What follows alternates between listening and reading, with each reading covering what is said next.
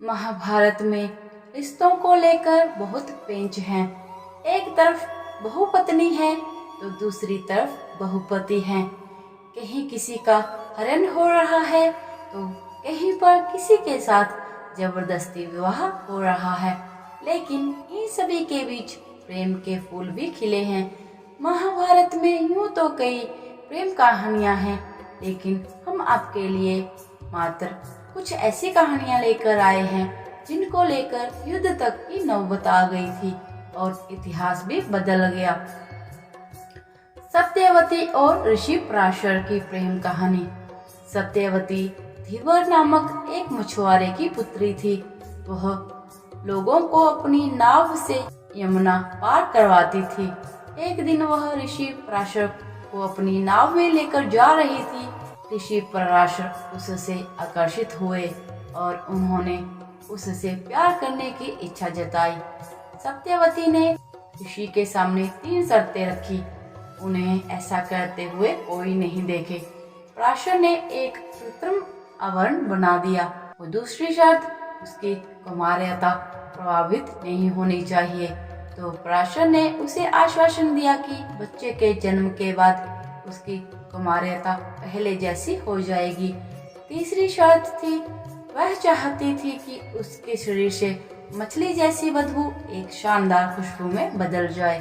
पराशर ने उसके चारों ओर सुगंध का वातावरण पैदा कर दिया। सत्यवती और पराशर ऋषि के प्रेम के कारण महान महर्षि वेद व्यास जी का जन्म हुआ। शांतनु का सत्यवती से प्रेम। इसी सत्यवती ने शांतनु से विवाह किया था। यदि शांतनु सत्यवती से प्रेम नहीं करते तो महाभारत और पूर्ववंश का इतिहास कुछ और ही होता। महाराजा शांतनु को गंगा से एक पुत्र मिला जिसका नाम उन्होंने देवव्रत रखा। देवव्रत हस्तिनापुर का युवराज घोषित कर दिया।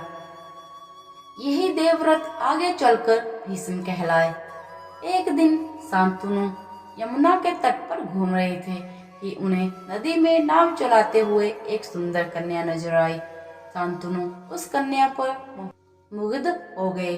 उन्होंने कन्या से उसका नाम पूछा तो उसने कहा, महाराज मेरा नाम सत्यवती है और मैं निषाद कन्या हूँ। शांतनु सत्यवती के प्रेम में रहने लगे।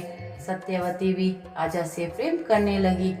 एक दिन शांतनु ने सत्यवती के पिता के समक्ष सत्यवती से विवाह का प्रस्ताव रखा, लेकिन सत्यवती के पिता ने यह शर्त रखी कि मेरी पुत्री से उत्पन्न पुत्र ही हस्तिनापुर का युवराज होकर राजा होगा, तभी मैं अपनी कन्या का हाथ आपके हाथ में दूंगा।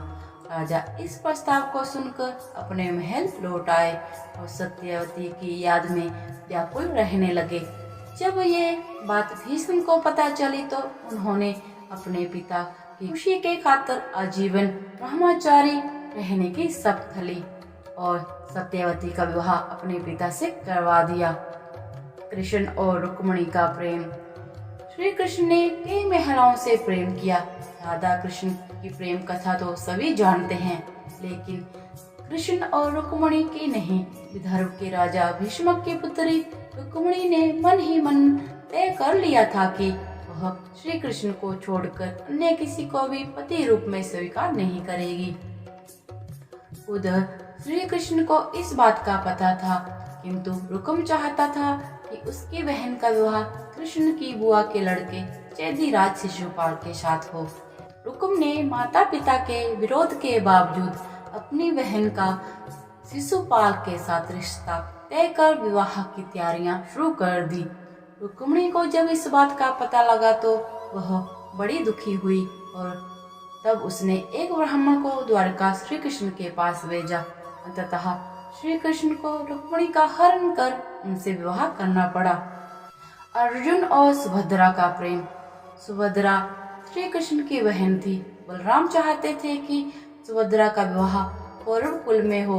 बलराम के हट के चलते ही तो श्री कृष्ण ने सुभद्रा का अर्जुन के हाथों हरण करवाया था।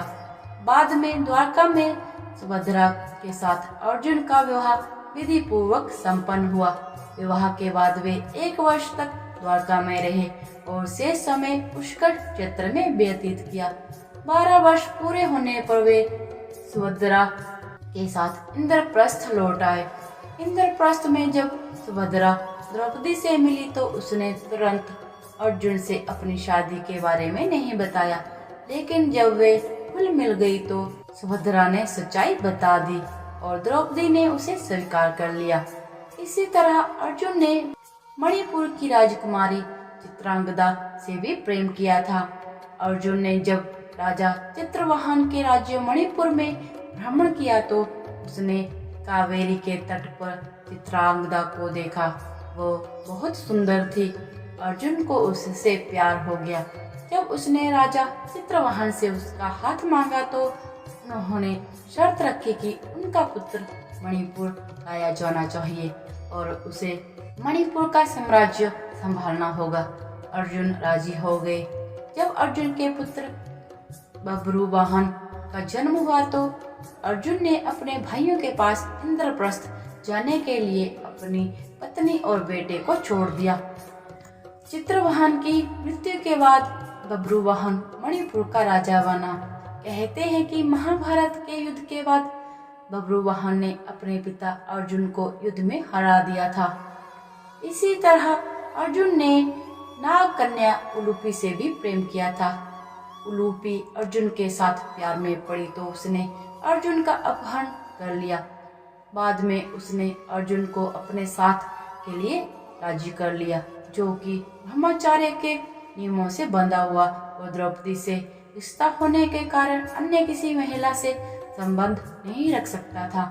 अंत में उसने अर्जुन को एक वरदान दिया कि पानी में उसे कोई नुकसान नहीं पहुंचा सकता है। सांब और लक्ष्मणा का प्रेम। भगवान कृष्ण की 8 पत्नियों में से एक जाम्बवती थी। जाम्बवती कृष्ण के पुत्र का नाम सांब था। महाभारत के अनुसार इस सांब का दिल दुर्योधन और भानुमति की पुत्री लक्ष्मणा पर आ गया था और वे दोनों प्रेम करने लगे थे। दुर्योधन के पुत्र का नाम लक्ष्मण था और पुत्री का नाम लक्ष्मणा था।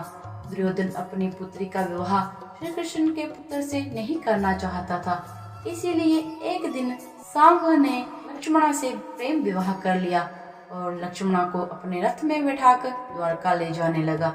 जब ये बात कौरवों को पता चली तो कौरव अपनी पूरी सेना लेकर सांब से युद्ध करने आ पहुंचे।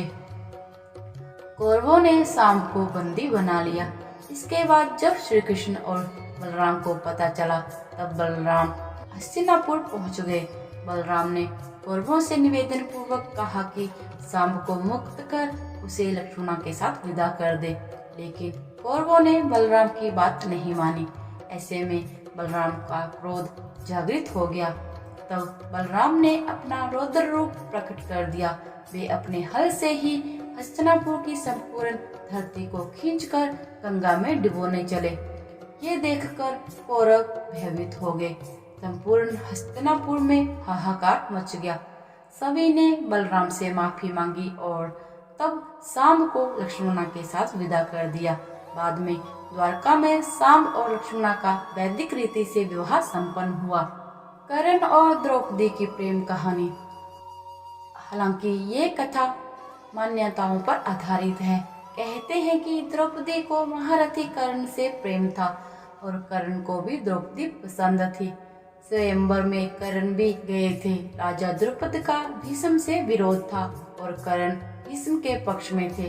राजा द्रुपद ने द्रौपदी को पहले ही बता दिया था कि कर्ण एक सूत पुत्र है और यदि तुमने उसे पसंद किया तो जीवन भर तुम्हें एक दास की पत्नी के रूप में पहचाना जाएगा।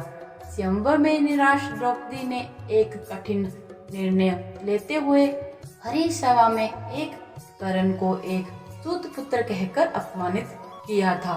फिर भी चिरहरण के दौरान द्रौपदी को कर्ण से उम्मीद थी, लेकिन कर्ण ने अपने अपमान को याद कर वहां द्रौपदी की कोई सहायता नहीं की।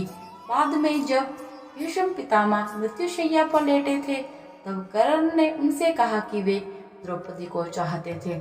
यह बात द्रौपदी ने भी सुनी और पहली बार द्रौपदी को भी पता चला कि कर्ण भी मुझे प्रेम करते हैं। तो आज की इस वीडियो में इतना ही। वीडियो पसंद आए तो इसे लाइक जरूर कीजिएगा और साथ में ही मेरे चैनल को सब्सक्राइब करके बेल आइकन प्रेस करना ना भूलें।